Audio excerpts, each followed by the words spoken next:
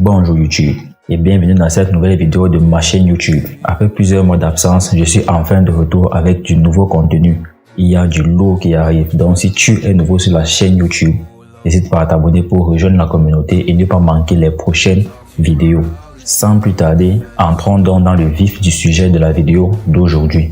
Nous sommes donc sur le Lenovo qui s'affiche là en bas ou alors dans l'une de ses multiples versions. Dans notre modèle d'aujourd'hui, nous retrouvons donc un processeur Intel, une RAM correcte version DDR4, une carte graphique Nvidia, je te donnerai le modèle plus tard dans la vidéo, un chargeur puissant qui envoie du watt et côté stockage, tu n'es pas prêt. Donc reste bien jusqu'à la fin de la vidéo pour tout connaître sur ce PC.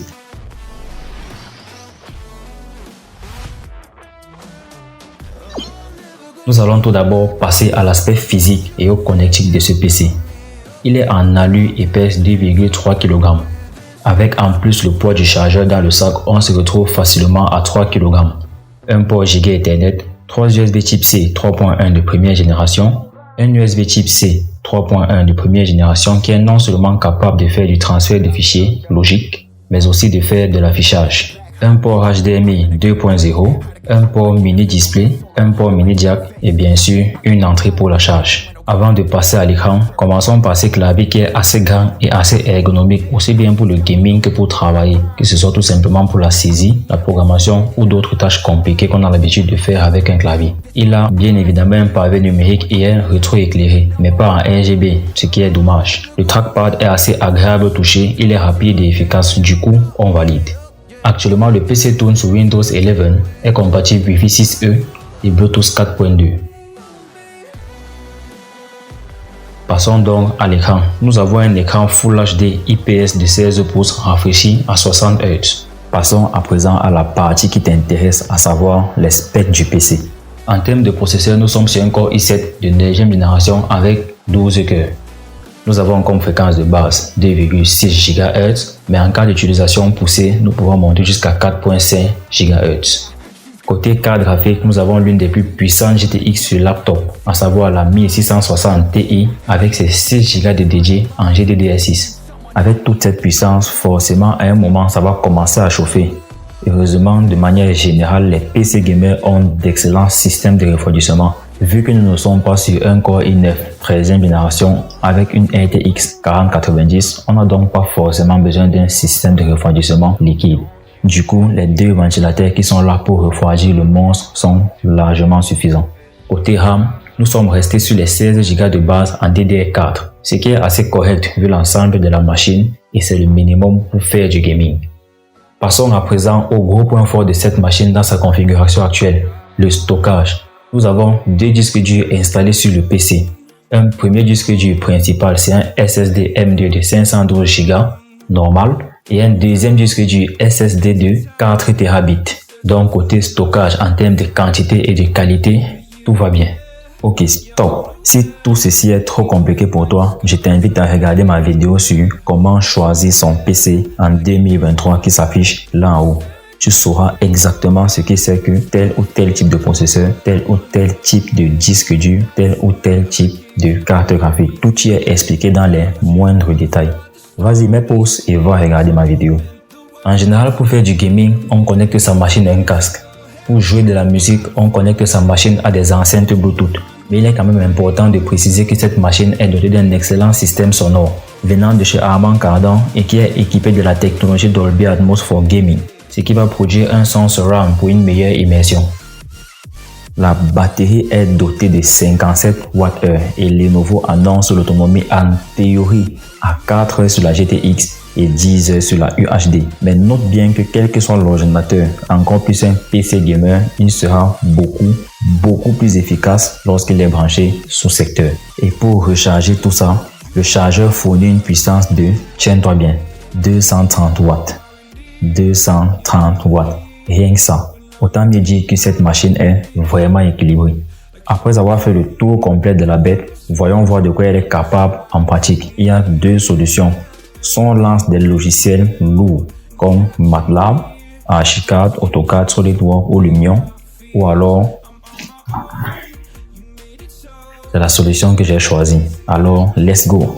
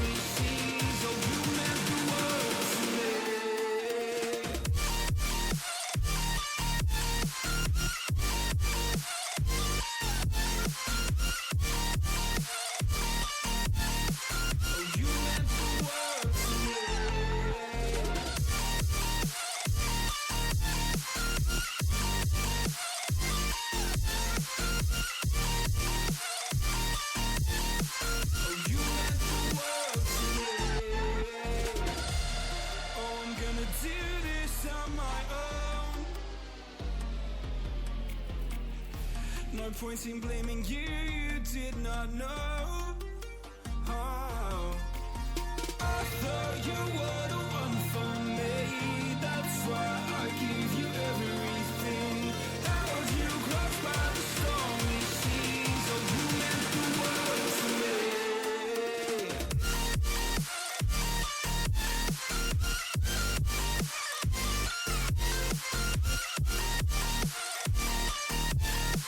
Oh you meant the world to me.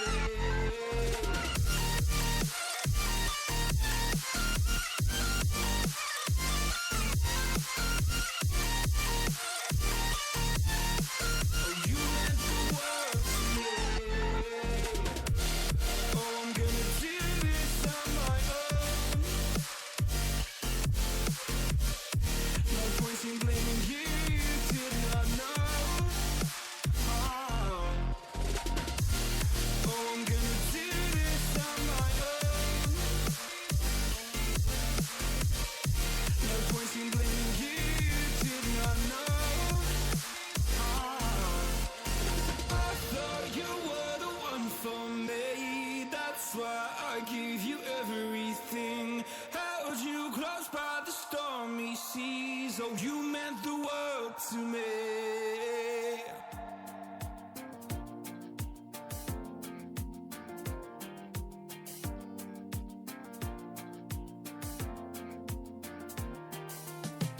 Whenever you get lost, I will be there for you. I'll pick you up when you are down.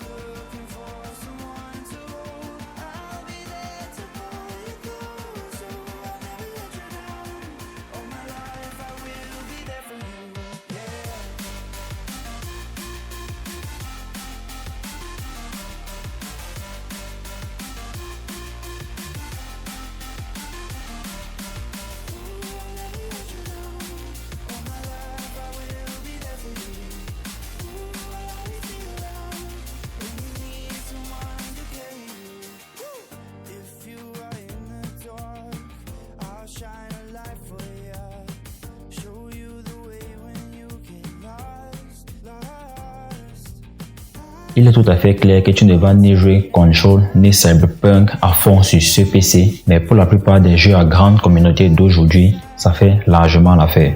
Aujourd'hui, je ne vais pas te donner de conclusion du genre est-ce que c'est un bon choix ou pas, car contrairement au téléphone, où mon avis, c'est qu'il est d'abord utilitaire avant d'être statutaire, ou les PC, plus c'est puissant, mieux c'est. Maintenant, est-ce que c'est un bon PC pour toi? Ça dépend naturellement de ce que tu veux faire avec, car il y a des tâches pour lesquelles tu n'as vraiment, mais vraiment pas besoin d'un tel monstre. Pour savoir dans quelle catégorie d'utilisateur tu te retrouves, je t'invite encore et toujours à regarder ma vidéo qui s'affiche là-haut sur comment choisir son PC en 2023. Merci d'être resté avec moi jusqu'à la fin de la vidéo. Si tu es encore là, commente GTX. Besoin de conseils, je réponds dans les commentaires et aussi et surtout sur Instagram. N'hésite pas à me suivre là-bas aussi, car régulièrement je publie en story du contenu exclusif, comme par exemple le making of de mes vidéos. Gros pouce bleu, dans la barre des pouces bleus, ça aide énormément au référencement de la chaîne. Si tu aimes ce genre de contenu, je t'invite à t'abonner à ma chaîne pour ne pas manquer les prochaines vidéos. D'ici là, on se dit à bientôt.